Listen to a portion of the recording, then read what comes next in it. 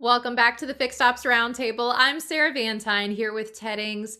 Today we have the PayJunction panel. We want to welcome back Randy Modos and Tom Harnetiaux with us. And Ted, lots of great conversation about PayJunction and what's happening in the industry related to payments. A lot focus. You're so right, Sarah. In our industry, PayJunction is with us here today. Uh, Randy and Tom, welcome back to the Fixed Ops Roundtable. Thank you, Ted. Happy to be here. Pleasure to be back. Thank you, Sarah and Ted, for having us back. Before we get started, Tom, NADA is coming up next week. A lot of dealers are making their plans this week as to who they'll visit and so on. Will PayJunction be at the Las Vegas NADA this year?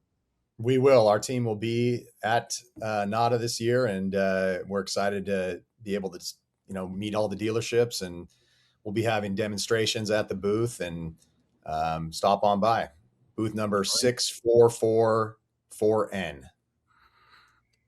Thank you, Tom. I see that scrolling down below. We'll come back to that a little bit later, if that's okay. First, I want to start some questions. Randy, I have a question for you. Right now, fixed ops leaders know that costs are rising, no question about that. Some Yep. have not yet switched to surcharge. When we talk about leaving money on the table, finding efficiencies with surcharge, what does that actually look like in real fixed ops, fixed operations dollars? Thanks, Ted, first of all, for the question, and thanks for having us back. These are the conversations that we're having day in and day out with fixed operation groups and dealership groups across the country. And we've chatted about this before. And really, the conversations that we're having are all around data. So let's go through some of just the numbers to frame it all, right? So credit card fees often run effectively between 2 to 3%. On large repair orders, that's real money disappearing on every single transaction. When these payments are optimized, the dealers can see effective rates drop as much as 58%. We've seen that translate in the real world to roughly about $130,000 per year per rooftop. So when you look at multi-rooftop dealership groups, the financial impact is high. And when it's done correctly with things like smart surcharge and proper disclosures and freedom of choice, there's minimal to no impact on any of the CSI from the dealership.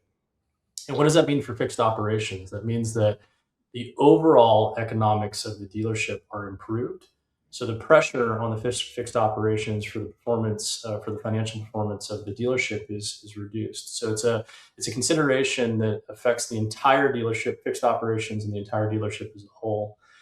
So as we see many companies taking advantage of this, it's really a trend throughout the entire industry. So let me give you some more data here. So if you're not surcharging, here's some interesting points, right? So like in 2 years back, when we did a survey, 25% of dealerships were currently surcharging. A year later, so last year, we're heading into this year, and the current surveys are showing an increase all the way up to 36% of dealerships actively deploying surcharging. So from 25 to 36, the percentage that are evaluating it is very high. So if you think in terms of competitive landscape, you have all of this significant margin. Rates, cost of it dropped by 58%, eliminating, offsetting nearly 100% of their credit card fees. All of that, margin coming back into the business to increase their ability to operate better, right? So the dealerships are going to begin to compete in different economics, right? So other dealerships are going to have more money to deploy on marketing and other different places within the business, and the competition in terms of the financial impact of this is going to start to be felt. So it's a important thing to understand the decision. Now, I think what's important for fixed ops leaders to know is that these fees represent money that's already flowing out of the dealership today, and they have an opportunity to take it back. And every month, literally, that the groups aren't addressing this proposed savings; they're just leaving money back on the table. And then, Tom, I guess from the front lines, dealing with the dealerships, how can you add on to that? Yeah, well, I want to start off by just kind of talking about not every dealership's going to surcharge, right? Mhm. Some of them don't want to surcharge. And I want to talk about them just for a second because I deal with hundreds of dealerships that we've switched over to our services, hundreds that surcharge, hundreds of dealerships that don't surcharge. And one of the things that we find with leaving money on the table first and foremost is just, if you're not going to surcharge, you could be getting situations where you're overpaying for fees due to interchange optimization, not qualifying for level 2, level 3, not having PIN debit properly set up to capitalize on the lower interchange costs on PIN debit, interchange reimbursement on refunds. It's really funny. You at a dealership, you might spot a guy who comes in and you like, that guy's going to pay MSRP on this car, right? I feel like payment processors look at businesses and dealerships like that as well. They're constantly nickel and diming them and not making sure that their systems are set up properly to get the lowest cost possible on their transactions. So the first way that you're probably leaving money on the table is not having proper setup, not having the proper rate structure, and we can help with that as well. But circling to the topic of surcharging, we're seeing dealerships saving 6 figures a year per rooftop implementing compliant surcharging. And for those dealers that are currently not getting the best rates from their current processor, the savings can be even greater than that. So I think Randy mentioned 58% on average. Sometimes we see 70, 80% reductions in total cost for dealers that implement compliant surcharging compared to where they are today. So regardless of whether you want to do surcharging or not, taking a look at your entire rate structure and seeing where you're at is imperative to making sure that you're not leaving money on the table. Tom, it's so interesting, and Randy, this information is really fascinating, and just a follow-up question, Randy, what's really holding dealers back from fixing this if the savings, like Tom is mentioning, are already proven? Really good question, Sarah. So when we break this down into categories in the conversations that we're having all throughout the country, it usually breaks into 4 different categories in terms of like how the leaders are considering like impact against the fixed operations group or the dealership. The first is CSI impact. They're concerned that there's going to be a CSI impact in terms of customer reviews and the scores against it. The second is compliance. Like, how do you handle the compliance and any mistakes?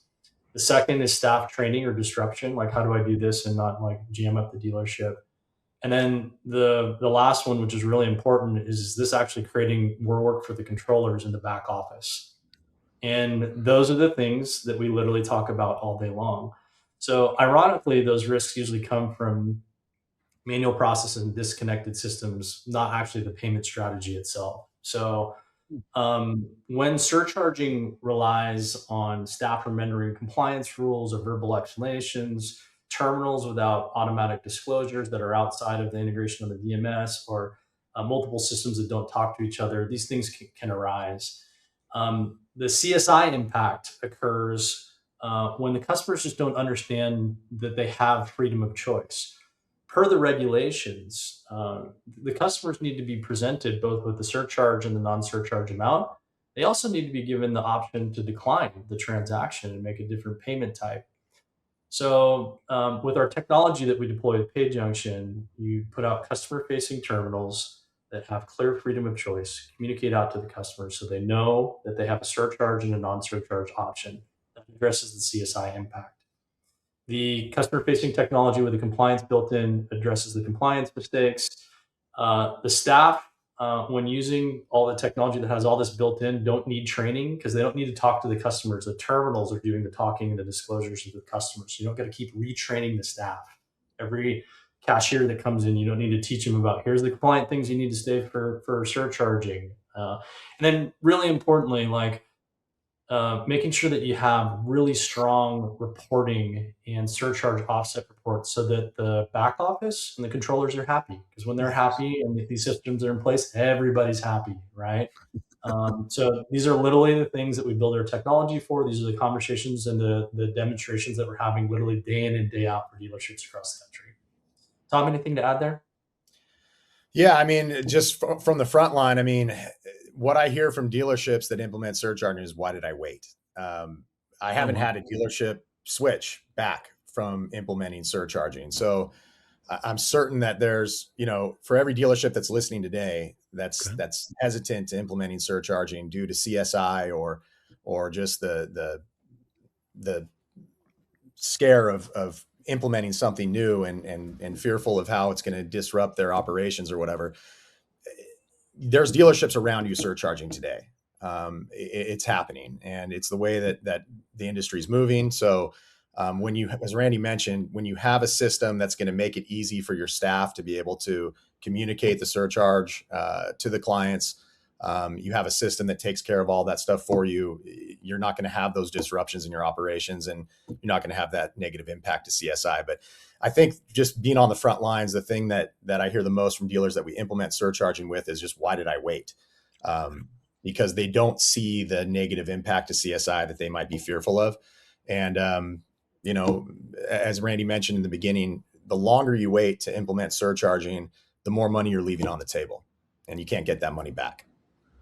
Gentlemen, as a follow-up, if I can ask you, are there any special considerations when it comes to fixed operations, service and parts, and surcharging? What are you seeing out there? Thanks, Ted. I think that, one of the important things is that, the fixed operation department is a really important place to focus, because there's just a high volume of credit card transactions happening within the fixed operations group. And optimizing the rates within that area of the dealership have a high impact. And as we know, the fixed operation groups are the heartbeat and the economic stability of the dealership in any fluctuating times in the economy. So just making sure that you're optimizing within those areas is really important. So some other inefficiencies that may be quirky is like, I'm not optimized credit, not optimized debit, manual reconciliation, disconnected reporting. Many dealerships will go unintegrated in their payment processing, meaning that the transaction processing is happening outside of the dealer management system. And they'll do that in an attempt to optimize the costs of these transactions. So there's a lot of operational drag for that. PayJunction has a very interesting and amazing technology that we've been successfully deploying for years now into the dealership space, that allows us, with a technology called no-code processing, to layer in integrated payment processing into the dealer management system. So not only can we optimize the rate structure, like with the surcharging or any of the other angles that Tom talked about, but we can actually optimize the back reconciliation, the data in and data out of the DMS, the data entry errors that people might be making, and the back office is trying to clean up on a daily basis.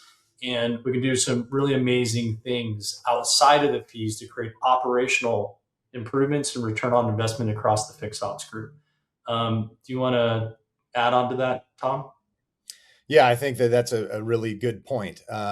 When fixed ops is looking at integrating surcharging into their services, the way that they process payments, I think having the right system that makes everyone's life easier, not just the staff, but also the checkout experience for the customer as well. So for the staff, our no-code payment integration means that the staff doesn't have to leave the DMS to run the payment. They can actually process the payment, and we can have the payment auto post back to the DMS. So that eliminates reconciliation errors and everything that goes into the normal process of manually posting a payment back to the DMS. And then deploying processing to everybody who needs it. You're not just, if you want to have one cashier that takes payments at your dealership, that's fine. But with PayJunction, you can deploy processing to everybody at the dealership that you want to be able to take payments. So service advisors can check people out right there at their desks. And again, that's improving the customer experience and making it easier getting your customer out the door. And then also we have invoicing. You can invoice via text message. You can invoice via email. You have the ability to offer that express checkout where customers can make payment before coming in to pick up their vehicle, which is important to that process. So we're all about improving the experience for the staff, but also improving the customer experience when they go to pay as well. And compliance surcharging is built into every modality that we have of taking payment, whether it be at the terminals, over the phone, through a text or email that you send to somebody, recharging a card on file. Compliance surcharging is built into all of those different modalities. So it makes it really nice for fixed ops when they go to implement surcharging, when it's across the entire platform and easy for everybody to use. Excellent information, Tom and Randy. And I know we have a lot of dealers in our audience today that are listening in. And Tom, to reference what you said earlier, no dealer wants to pay MSRP, and nobody wants to be stuck with losing revenue and having opportunities on their balance sheet. So Randy, to come back to you, for our dealers in our audience today, what is the fastest low risk way to stop the financial bleed without disrupting operations or CSI? I think to like sum it all up in a simple sentence, like an optimizer smart surcharge strategy is one where the technology does all the heavy lifting and not the staff. Okay. So what does that mean? It means that surcharging is automated and compliant. The system automatically identifies all these things like credit versus debit, applies the surcharge only where allowed, handles refunds correctly without manual intervention. It connects all your technology and your reporting across the system. Disclosures are on equipment that are facing the customer, so you don't have to keep training the staff of how to say things correctly and have the liability of like if it is said incorrectly. You can do things like Tom's saying. So for fixed ops, they can send out text message links that are surcharge compliant, that give all the proper disclosures when they're doing the remote checkouts, so they can do 24-hour pickup and servicing of the cars and keep the service flowing. And it's really about, again, just letting the technology do the heavy lifting. So Yeah, go ahead.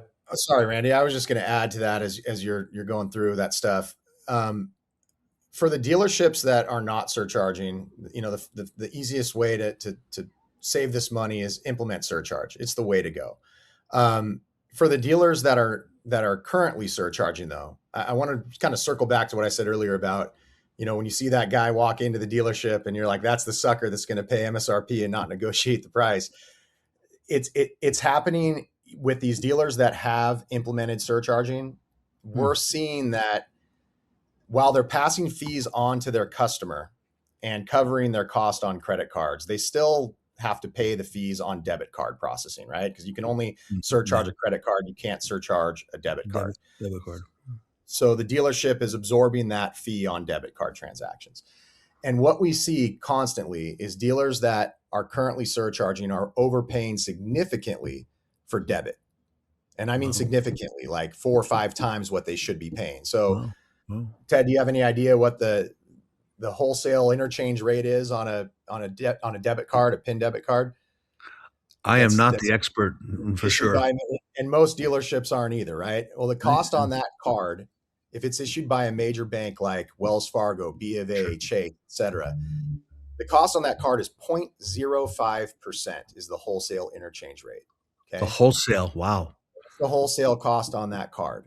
So what we're finding is that many times dealerships are paying upwards of 2% on that type of transaction. And look at that markup that processor is making on that payment. So, one of the things that I just want every dealer that's watching today to take away from this call is that there's a lot of little nuances to credit card processing, right? Interchange optimization, level 2, level 3, PIN debit, refund, reimbursement. There's a lot of things that tie into what the wholesale rate ends up being on an individual transaction.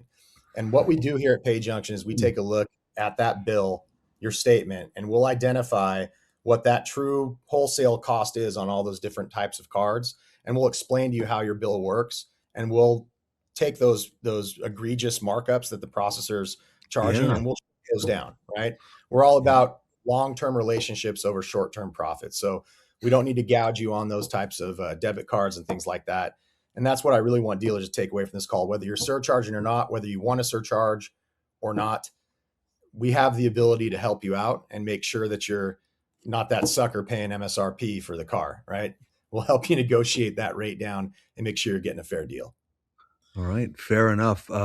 For our audience, for our dealers, next week, the industry will converge on Las Vegas, NADA 2026. Sarah, you and I will be there. Randy, you mentioned PayJunction will be there. What kind of things, because we want our audience to put PayJunction on the short list and come and see you. Tom, you mentioned, I believe, the ability to take a demo or demos there, what kind of things will they be able to see, and what are some of the takeaways from coming to see Sure. you? So what we'll do on a demonstration is we'll show you the platform, show you how you can send invoices, send text messages, Okay. and take payment remotely. We'll show you the interface, how the reporting works. We'll show you how the compliance surcharging works. And most importantly, we can show you how the no-code payment integration works.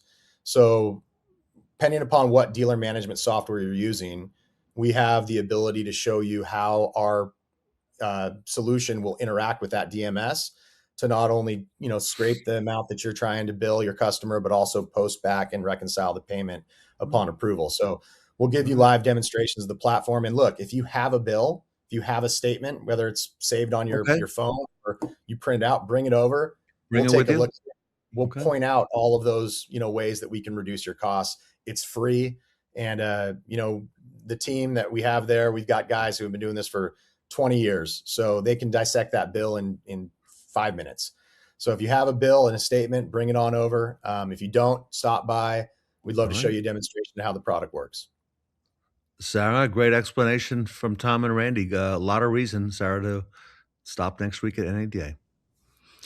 That's right, Ted and Randy Modos. Tom Harnetiaux, thank you so much for being on the Fixed Ops Roundtable with us today and sharing all of this incredible information with Ted and I. Thank you for having us. Thanks for having us, guys. Everybody, NADA next week, visit with PayJunction. They're in the North Hall, booth 6444N. If you're not going, reach out on the web, PayJunction. You can look at the URL down below.com, payjunction.com. Gentlemen, thank you for all you do for our industry, and a great honor to have you with us here today. Thank you, Ted. Thanks, sir. Ted. The team from PayJunction here with us today at the Fixed Ops Roundtable.